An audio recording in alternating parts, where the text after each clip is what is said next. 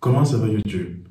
Aujourd'hui, on fait une vidéo plus ou moins ecclésiastique, dans le sens où on va parler de certaines pratiques qu'une certaine église fait et on va parler ça à la lumière de la parole de Dieu. Le but ici n'est pas de tirer sur quelqu'un ou bien de jeter la pierre sur quelqu'un ou bien de, je sais pas, critiquer quelqu'un, mais le but est vraiment de nous édifier mutuellement et d'avancer sur la même voie. On va commencer.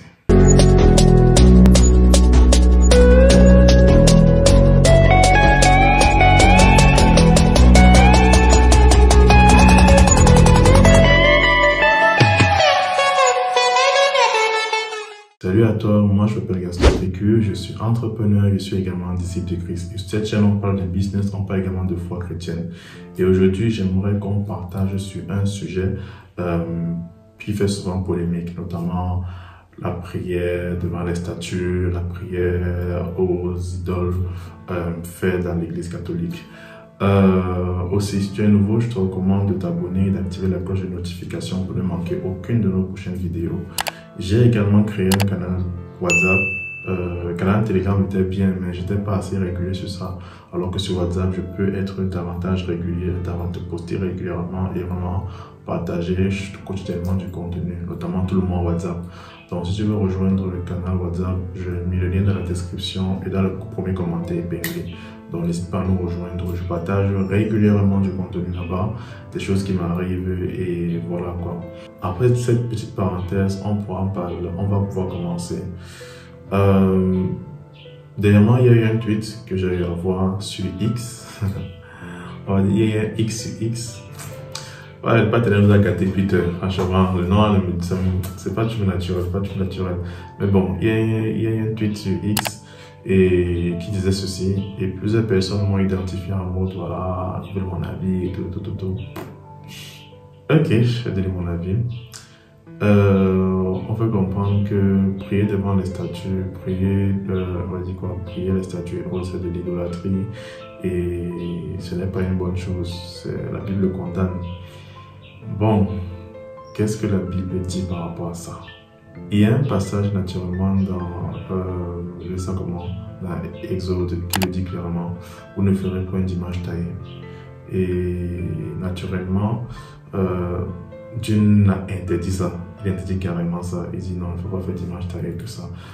Quelqu'un a répondu en disant que ok, en fait on ne prie pas les statues, mais on prie devant les statues, donc c'est deux choses différentes. Bon, c'est quand même chaud. J'aimerais dire une chose quand même pour laquelle on doit être d'accord. Si je dis une chose et que la Bible dit le contraire, je mens et la Bible a raison. Si un pasteur dit une chose et que la Bible dit le contraire, le pasteur la ment et la Bible a raison. La Bible a toujours raison. Je répète, la Bible a toujours raison. Même si ça veut dire que ce que je fais depuis là, je suis dans l'erreur. Oui, je suis dans l'erreur. Mais la Bible a toujours raison. On doit toujours mettre la Bible au centre de tout ce que nous faisons. Ok, est-ce que la pratique que je fais ici est bien ou pas bien? Ce n'est pas bien, c'est bien, selon à la lumière des Écritures. Et la Bible est très explicite. La Bible veut dire quoi? La Bible s'interprète d'elle-même. C'est pas compliqué. On a dit tout simplement, ne faites pas les images taillées.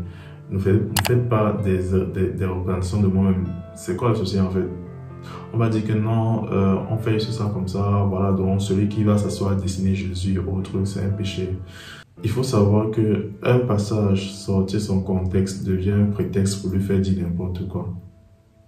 Dans le passage là, le Seigneur voulait faire comprendre, ne faites pas d'idole. L'idole c'est quoi? C'est quelque chose qui remplace Dieu. C'est-à-dire quoi? Pour peut-être te sentir dans la présence de Dieu, qu'est-ce que tu fais? Tu vas peut-être prendre, c'est pas moi, un chapelet, une croix et autres, tu vas prier et autres, que voici mon Dieu, genre, tu vas prier en regardant la croix que Seigneur, vraiment, machin. En fait, tu vois ça comment? La croix est devenue comme Dieu. C'est-à-dire, c'est devenu comme entre guillemets, ton Dieu, entre guillemets. Je sais pas si tu comprends un peu. On va donc se demander quelle est la limite entre représenter Dieu à travers un dessin, genre dessiner juste et prier un dessin. C'est quoi la limite en fait? La limite est très faible, pour ne pas dire inexistante. Dans le livre d'Hétéronome, le Seigneur dit dans sa parole, étant donné que je vous ai parlé à Horeb, dans le mont d'oreille, vous n'avez pas vu de visage, vous n'avez pas vu quelqu'un vous parler, ne faites pas de représentation de moi-même, de ma personne. Ne faites pas l'image d'un homme, d'une femme, d'un enfant, d'un animal et autres en disant que c'est moi. Ne le faites pas. De peur que, face à cela, je vais paraphraser, tu ne te prosternes devant les étoiles du ciel. C'est-à-dire les étoiles sont les anges. Tu te prosternes devant eux et tu les adores. Donc Dieu dit, ne fais même pas de dessin en fait. De peur que, à un moment, ton cœur soit enclin à se prosterner et à le prier, à le vénérer. Elle te dit que non, quand je prie devant lui, devant la statue-ci, ça fasse que ma prière est plus entendue et autre. Quand je prie devant le chapelet, avec le chapelet-ci, ça fasse que ma prière est plus entendue et autre. Même Dieu a dit, ne fais pas de peur que, parce qu'il connaît le cœur de l'homme. C'est la même chose que lorsqu'on dit, fuyez l'impudicité. Parce qu'il connaît que l'affaire là, non. Si tu es à côté de ça, non. Papa, tu vas tomber. C'est aussi ça. Que si tu restes à côté, tu vas finir par tomber. C'est là que tu comprends un peu. Quand Dieu dit une chose, vraiment, c'est Dieu, gars. Ici, c'est quand même Dieu. Il connaît mieux que nous. On va dire ça. On va dire ce qu'on veut, mais il connaît mieux que nous.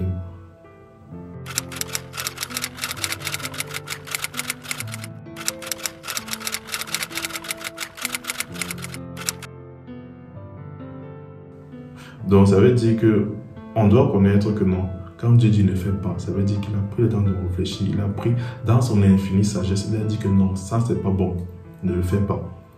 Et il donne encore plus de détails dans le livre de Deutéronome. Il a dit ne fais pas toutes ces choses-là.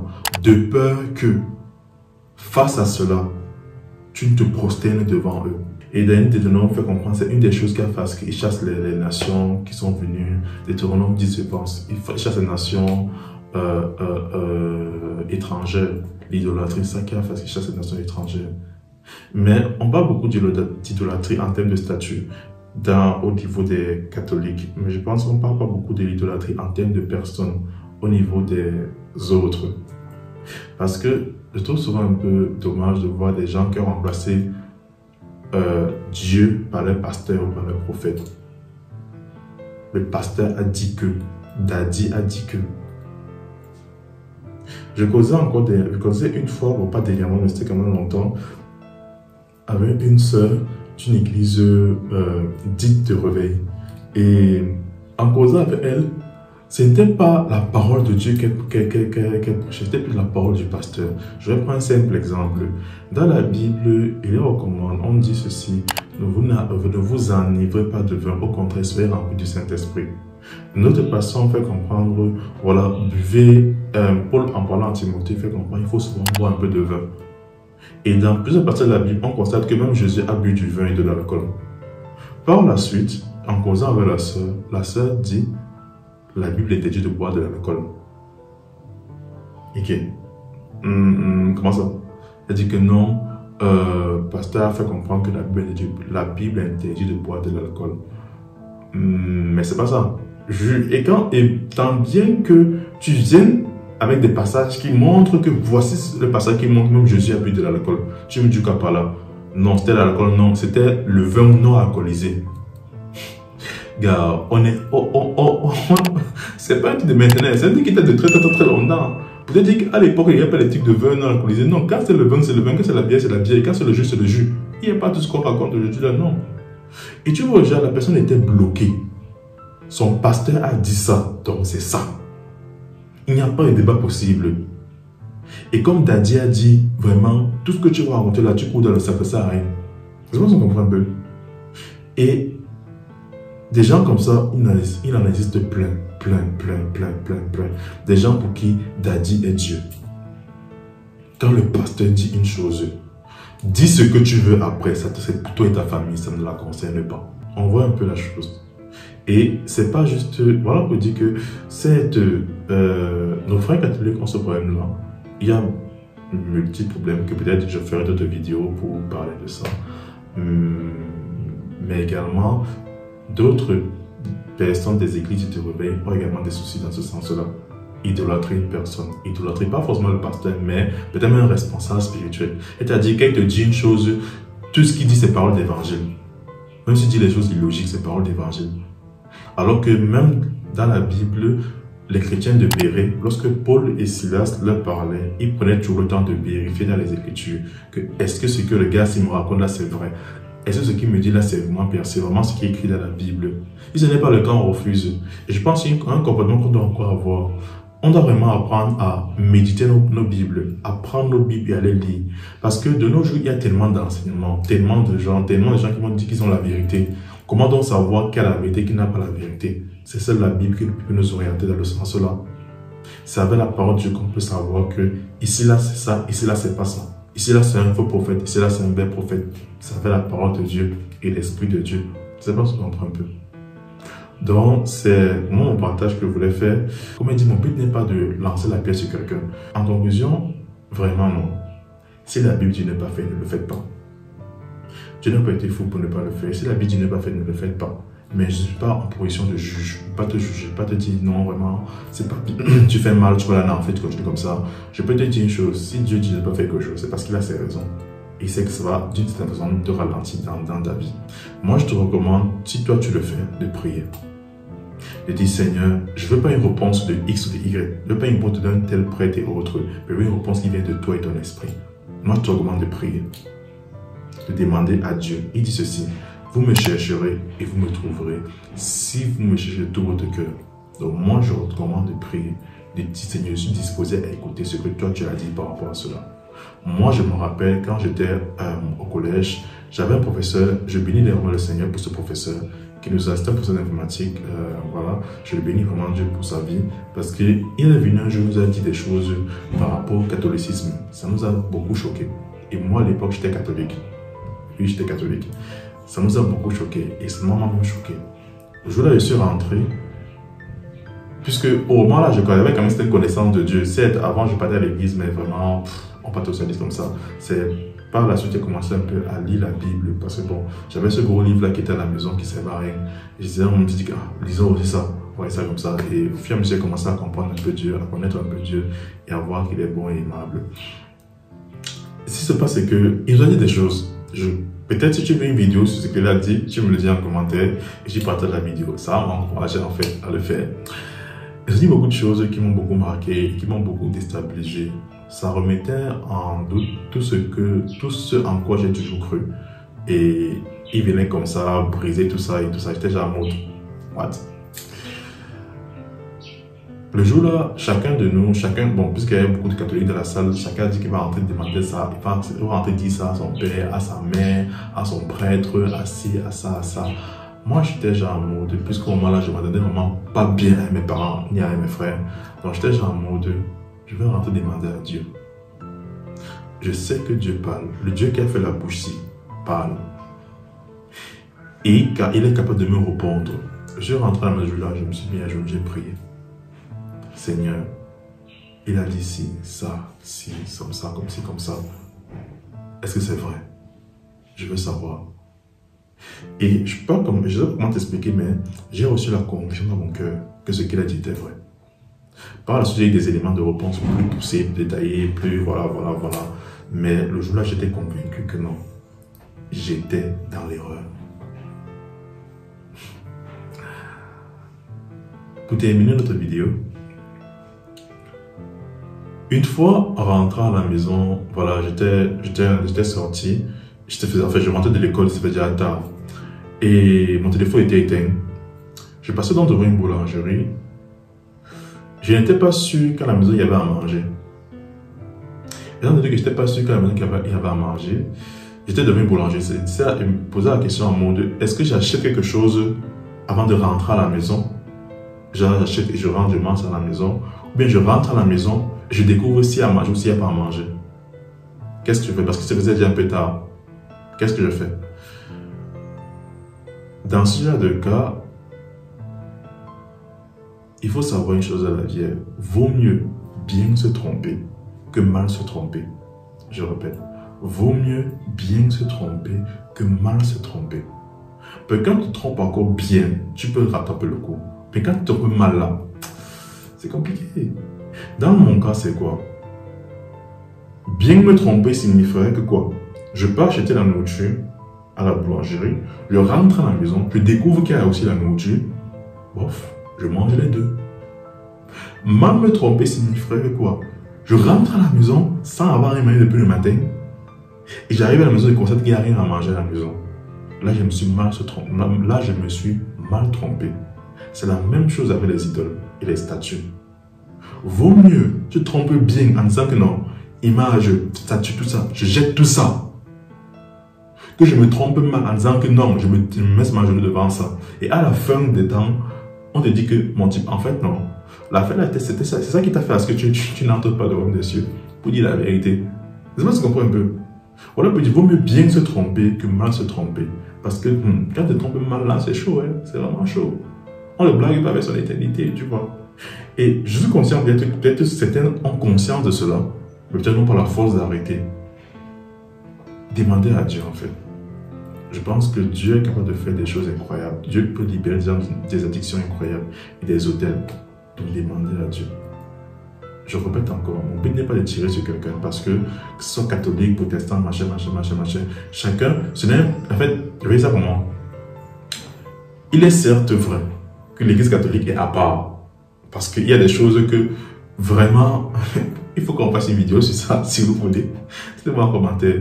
Mais même dans l'église en général, il y a des choses, des petits points encore à noter qui est important de modifier.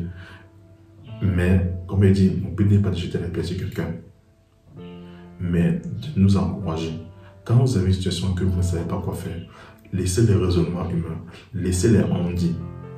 Prenez la Bible, qu'est-ce qu'elle a peut dire par rapport à ça? Priez que Dieu vous révèle ce qu'il veut vous révéler. Et je vous assure une chose, Dieu va vous parler. Le Dieu qui a créé la bougie est toujours capable de parler. Il n'est pas devenu mieux. Dieu va vous parler, tantôt d'une manière, tantôt d'une autre. Il faut juste que vous preniez garde à comment il va parler. Et le moyen par évidence, le moyen de référence par lequel Dieu parle, c'est sa parole. Donc les gars, je vous encourage à lire et à méditer la parole de Dieu quotidiennement, le plus possible, pour que vous aussi, vous puissiez ressortir, vous puissiez détecter facilement qui est vrai, qui est faux. Parce qu'une fois qu'on commence à méditer la parole de Dieu, on peut aussi aisément savoir qui est vrai, qui est faux. Avec sa parole et son esprit, on est capable de discerner le vrai du faux. C'est toute cette vidéo. Si ça t'a plu, n'hésite pas à liker, à t'abonner. Également, partage ça à un ami, à un proche. Ça me ferait vraiment beaucoup plaisir. C'est un des meilleurs moyens de m'encourager. Si ça t'a plu, bien sûr, laisse un pouce bleu et un commentaire. Si tu veux que je fasse une vidéo, principalement sur les raisons qu'on pousse à éviter le catholicisme et tout ça. Bref, ça va faire une vidéo polémique, c'est ça. Mais tu me le dis. Je vais prendre le temps pour le faire. Sur ce, on se dit à très bientôt. Allez, ciao. Chers futurs entrepreneurs, êtes-vous prêt à faire vos premiers pas sur Internet et à démarrer votre propre entreprise en ligne depuis l'Afrique? Si oui, alors cette formation est faite pour vous. Notre formation intensive de démarrage d'un business en ligne vous apprendra les compétences et les connaissances nécessaires pour réussir sur Internet. Divisé en 6 modules pratiques, il sera question d'un premier temps de vous présenter les opportunités et également les défis du business en ligne en Afrique.